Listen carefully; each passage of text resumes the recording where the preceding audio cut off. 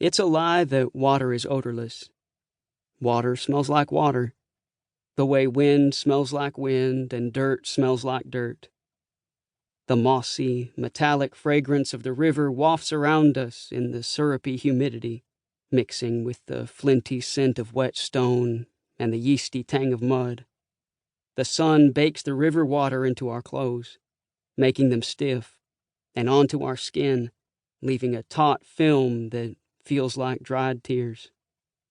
Delaney reclines gingerly on the fallen log where we sit. She shields her eyes against the late afternoon brightness. I don't think a dog qualifies as a critter. Course it does, I say. When'd you put on sunscreen last? Doesn't. And I forget. I toss her the bottle. You'll burn. Why doesn't it? Because a domesticated animal can't be a critter.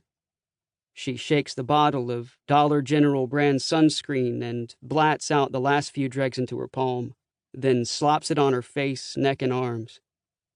Says who? Any animal can be a critter. Come here, I say.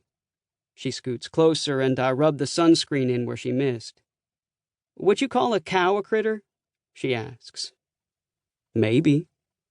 Bullshit. Is a whale a critter? Say the sentence, a whale is a critter out loud. See how dumb you sound. I smile, knowing I've walked right into Delaney's trap. She always wins our debates. She props herself up on her elbows and pushes at my thigh with a muddy toe. Huh? I see your guilty little grin. Few people see this teasing, playful side of Delaney. I grab for her toe, but she jerks it away. Whales aren't domesticated, I say. Still not critters. Let's look up the definition in the dictionary. Waste of time, because either it'll agree with me or it'll be wrong. Then you define critter. She lies back down, resting her forearm over her eyes, dangling one foot off the edge of the log. A critter is a non-domesticated animal that weighs under 25 pounds. She says it with finality and certainty. Another piece of the natural world understood and catalogued. Her never-ending quest. I pull one knee up to my chest and hug it. So that's it then. That's it. Possums and raccoons are critters. House cats aren't. She's right. It makes perfect sense.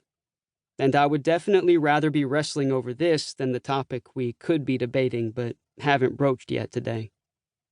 Delaney pulls out her phone, kept securely in a sandwich bag, and starts typing as if texting. I know it's more likely she's recording some observation or writing down a question to research later. We let minutes drip past and listen to the burble of the river. Insects dance just above the surface of the water, catching the sunlight like tiny flecks of gold. We're on a small island in the river, where it flows through Sawyer.